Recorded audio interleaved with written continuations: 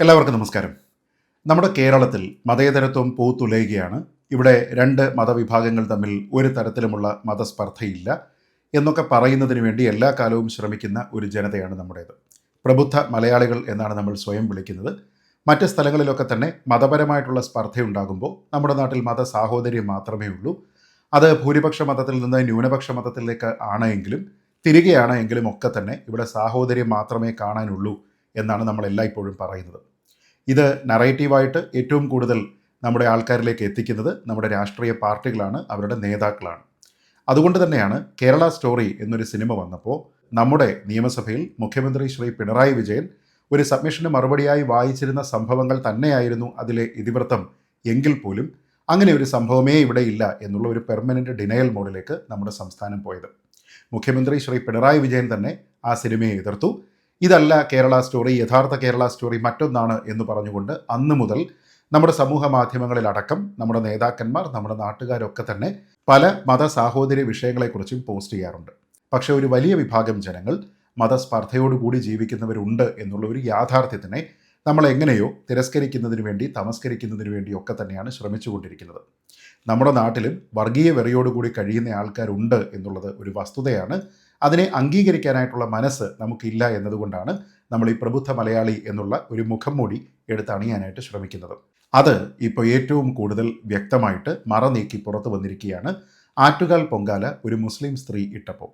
അതിനുശേഷമുണ്ടായിരുന്ന പ്രതികരണങ്ങളും പ്രശ്നങ്ങളും ഒക്കെ തന്നെ നമ്മൾ കണ്ടതാണ്. അതേക്കുറിച്ച് പരിശോധിക്കുകയാണ് ഈ വീഡിയോയിൽ. നോക്കാം. നമുക്കറിയാം, ഈ മാർച്ച് മാസം 3-ാം തീയതി ചൊവ്വാഴ്ചയാണ് ഇത്തവണ ആറ്റുകാൽ പൊങ്കാല നടന്നത്. ആറ്റുകാൽ പൊങ്കാലയിൽ ഏത് മതവിഭാഗത്തിലുള്ള സ്ത്രീകൾക്കും പങ്കെടുക്കാം എന്നുള്ളതാണ് അതിൻ്റെ വ്യവസ്ഥ.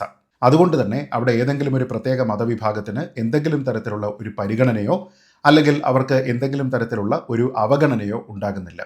നിങ്ങൾ ക്രിസ്തു മതത്തിൽപ്പെട്ട ആൾക്കാരാണെങ്കിലും നിങ്ങൾ ഇസ്ലാം മതത്തിൽപ്പെട്ട ആൾക്കാരാണെങ്കിലും ഒക്കെ നിങ്ങൾ ഭക്തി പുരസ്സരം അവിടുത്തെ ആചാരങ്ങൾ, ചിട്ടവട്ടങ്ങൾ ഒക്കെ തന്നെ അനുസരിച്ച് അവിടെ വന്ന് പൊങ്കാല നേദിക്കാനായിട്ട് തയ്യാറാണ് എങ്കിൽ നിങ്ങൾക്കതിനുള്ള അവസരമുണ്ട്. അതിനുള്ള അവസരം മറ്റുള്ള ആൾക്കാരെല്ലാവരും തന്നെ ചെയ്തു തരികയും ചെയ്യും. അങ്ങനെയിരിക്കെ നിരവധി ക്രിസ്ത്യാനികൾ, മുസ്ലിങ്ങൾ ഒക്കെ തന്നെ പൊങ്കാല ഇടുന്നത് നമ്മൾ കണ്ടിട്ടുമുണ്ട്. എനിക്ക് വ്യക്തിപരമായിട്ട് അറിയാവുന്ന നിരവധി ആൾക്കാരങ്ങനെ ചെയ്തത് ഓരോ വർഷവും ഉള്ളതാണ്, നമുക്കത് അറിയാവുന്നതുമാണ്. എന്നാൽ ഇത്തവണ റനീഷ റഹ്മാൻ എന്ന TV സീരിയൽ താരം പൊങ്കാല ഇടാനായിട്ട് എത്തുന്നു. തൻ്റെ ആദ്യ പൊങ്കാലയാണ് എന്ന് പറഞ്ഞുകൊണ്ട് അതിൻ്റെ ചിത്രങ്ങൾ അവർ സോഷ്യൽ മീഡിയയിൽ ഷെയർ ചെയ്യുന്നു. വളരെ ഭക്തി നിർഭരമായിട്ട് തന്നെ അവരവിടെ പൊങ്കാല പൂർത്തിയാക്കിയിട്ട് പോകുന്നു. പക്ഷെ പിന്നീട് ഇന്നത്തെ ഇൻ്റർനെറ്റ് സ്ലാങ് ഉപയോഗിച്ചാൽ അവരുടെ സോഷ്യൽ മീഡിയ പോസ്റ്റുകളുടെ താഴെയുള്ള കമൻറ്റ് ബോക്സുകളിൽ നിറയെ അവർക്കെതിരെയുള്ള പൊങ്കാലയായിരുന്നു. എന്തുകൊണ്ടാണിത് സംഭവിക്കുന്നത്?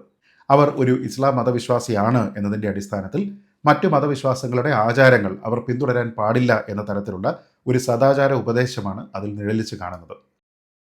അതിൽ തന്നെ പലരും ചോദിക്കുന്നത്, നീ ഭക്തിയോട് കൂടിയിട്ടാണോ പോയിരിക്കുന്നത്, അതോ വെറുതെ ഫോട്ടോ എടുത്ത് സോഷ്യൽ മീഡിയയിൽ പോസ്റ്റ് ചെയ്യാൻ പോയതാണോ?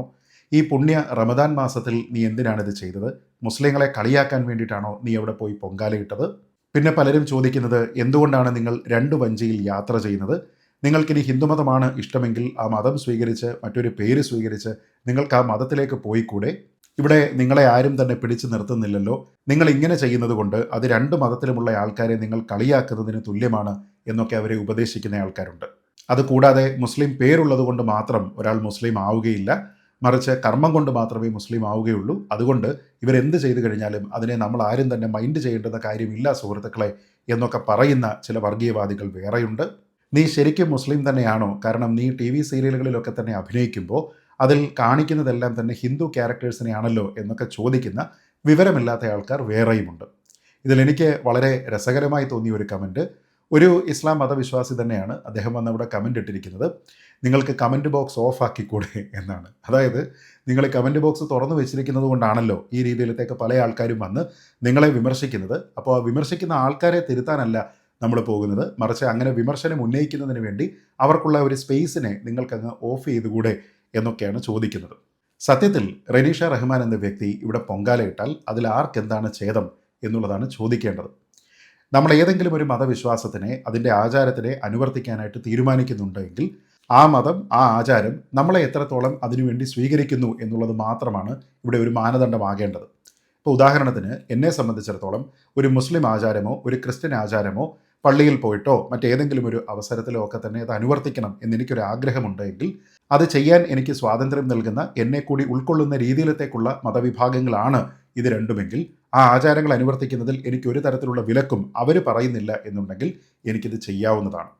അവർക്ക് എതിർപ്പുണ്ടോ ഇല്ലയോ എന്നത് മാത്രമാണ് ഇവിടുത്തെ മാനദണ്ഡം. കാരണം വിശ്വാസം, ആചാരം എന്നതിൻ്റെയൊക്കെ കസ്റ്റോഡിയൻ എല്ലായ്പ്പോഴും അതേ മതവിഭാഗത്തിൽപ്പെട്ട ആൾക്കാരാണ്. അതുകൊണ്ട് തന്നെ എനിക്കിപ്പോൾ ഒരു ഇസ്ലാം പള്ളിയിൽ പോയി പ്രാർത്ഥിക്കണം, അല്ലെങ്കിൽ ഒരു ക്രിസ്ത്യൻ പള്ളിയിൽ പോയി പ്രാർത്ഥിക്കണമെങ്കിൽ എനിക്കവിടെ പ്രവേശനം അനുവദിക്കുന്നുണ്ടെങ്കിൽ എനിക്കവിടെ പോകാം, അത് ചെയ്യാം.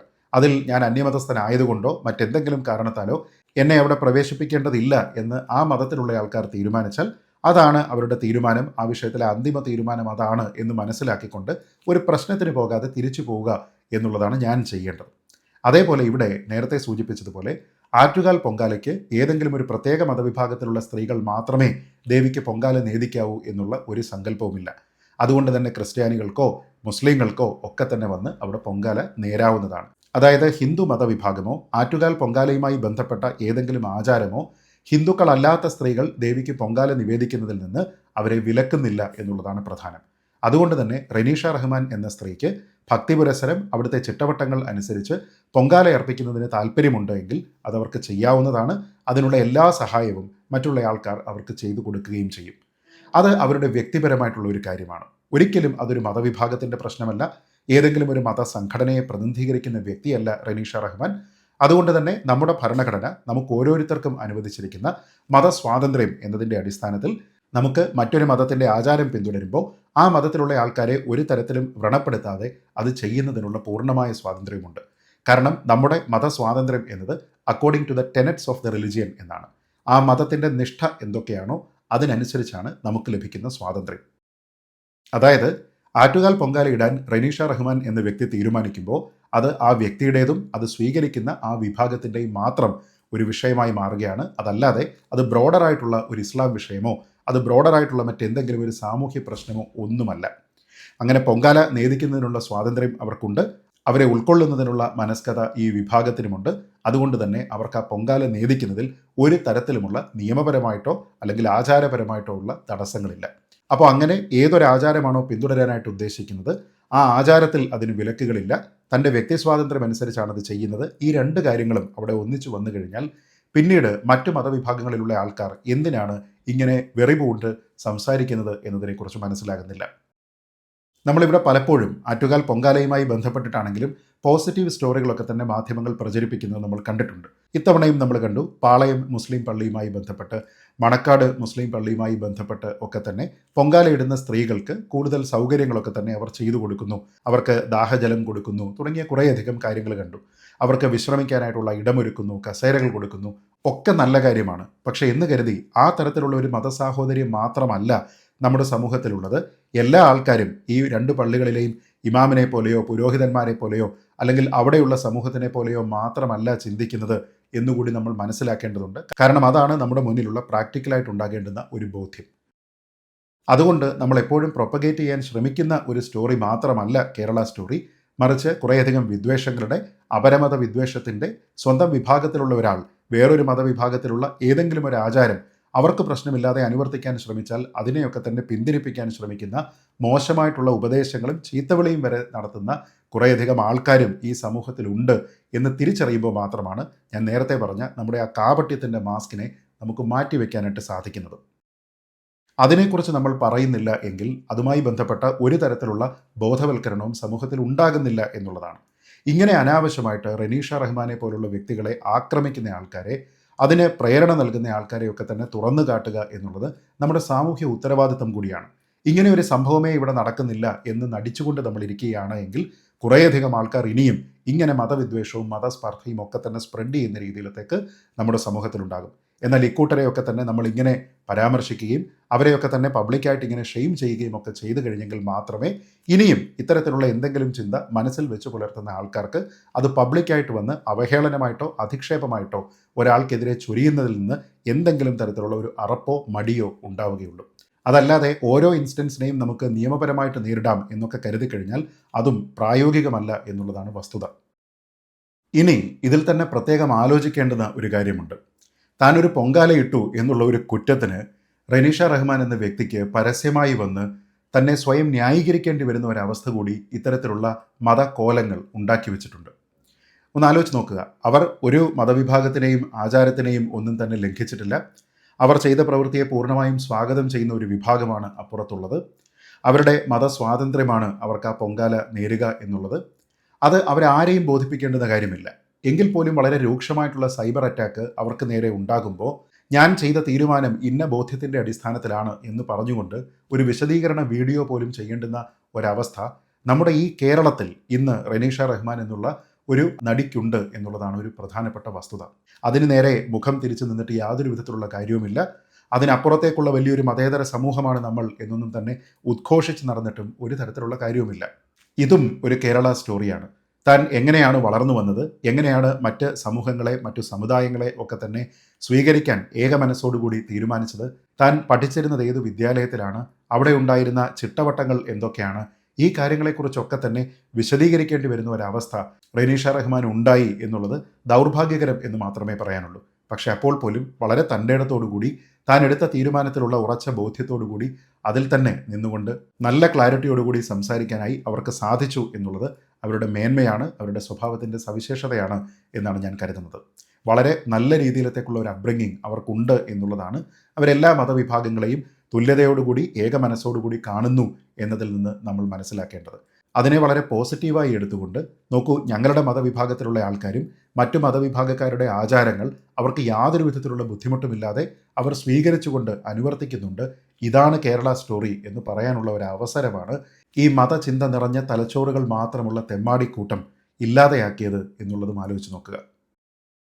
അതുകൊണ്ട് തന്നെ നമ്മളിവിടെ വളരെ പോസിറ്റീവായിട്ട് കാണിക്കാൻ ശ്രമിക്കുന്ന ഒരു തരത്തിലുള്ള കേരള സ്റ്റോറി മാത്രമല്ല, മതവിദ്വേഷം മനസ്സിൽ പേറുന്ന നിരവധി ആൾക്കാരും ഇപ്പോഴും നമ്മുടെ സമൂഹത്തിലുണ്ട് എന്നുള്ളത് മനസ്സിലാക്കുക.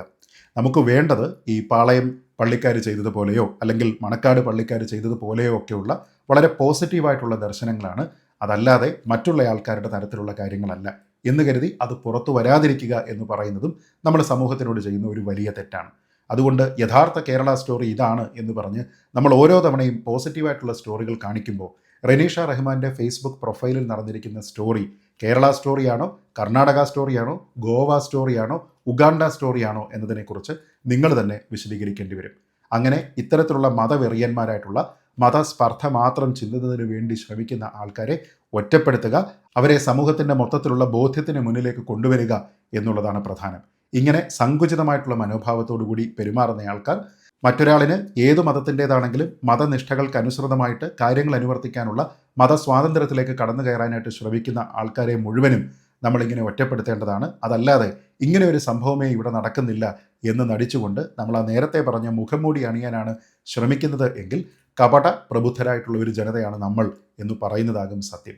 അതുകൊണ്ട് തന്നെ പൊങ്കാല ഇടാൻ തീരുമാനിച്ച റെനീഷ റഹ്മാൻ്റെ തീരുമാനത്തിനോട് സാദരം യോജിക്കുന്നു. അത് അവരുടെ വ്യക്തിപരമായിട്ടുള്ള സ്വാതന്ത്ര്യമാണ്. അവർക്ക് എപ്പോഴൊക്കെ പൊങ്കാല ഇടണം എന്ന് ആഗ്രഹമുള്ളപ്പോഴും അതിനുള്ള പൂർണ്ണമായിട്ടുള്ള സഹകരണം ആറ്റുകാൽ പൊങ്കാലയുമായി സഹകരിക്കുന്ന ആൾക്കാരുടെ ഭാഗത്തു നിന്ന് ഉണ്ടാകും എന്നുള്ള ഒരു ഉറപ്പ് മാത്രമേ നമുക്ക് പറയാനായിട്ട് കഴിയുകയുള്ളൂ. അതിനെ അവരുടെ വ്യക്തിപരമായിട്ടുള്ള സ്വാതന്ത്ര്യമാണ് എന്ന് കരുതുക. ഒരിക്കലും അവർ ആറ്റുകാൽ പൊങ്കാലയുമായി ബന്ധപ്പെട്ട ആചാരങ്ങളെ ലംഘിക്കുന്നില്ല എന്നുള്ളത് മനസ്സിലാക്കുക. ആറ്റുകാൽ അമ്മ എന്നുള്ളത് എല്ലാവരുടേതുമാണ്. ഏതെങ്കിലും ഒരു പ്രത്യേക രീതിയിൽ ജീവിക്കുന്ന ആൾക്കാർക്ക് മാത്രമേ ആറ്റുകാലമ്മയ്ക്ക് പൊങ്കാല ഇടാൻ കഴിയൂ എന്നൊന്നുമില്ല. നിങ്ങളുടെ സങ്കടങ്ങൾ അമ്മയോട് അറിയിക്കുകയാണ്.